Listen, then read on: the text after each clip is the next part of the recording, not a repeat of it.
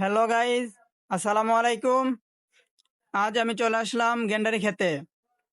এটার অনেকগুলো নাম আছে।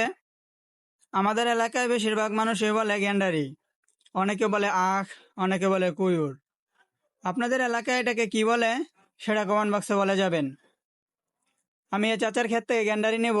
এ চাচার ক্ষেতে অনেক গেন্ডারি, মাসাল্লাহ।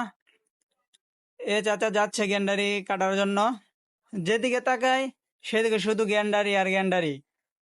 এ পুরোটা চকে শুধু গেন্ডারি। চাচা আমার জন্য গেন্ডারি কাটতেছে।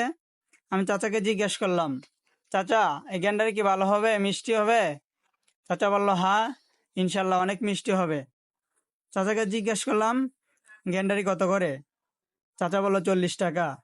আমি বললাম, আচ্ছা ঠিক আছে, যত টাকায় হোক, আমি গেন্ডারি নিতে আসছি, আমি আজকে গেন্ডারি নিয়ে যাব। আমি গেন্ডারি নিয়েছি 3টা, 40 টাকা করে, 120 টাকা হয়েছে। এই গেন্ডারি এমনিতে অনেক বড় হয় না, অনেক কষ্ট, শ্রম, টাকা আর সময় দিতে হয়।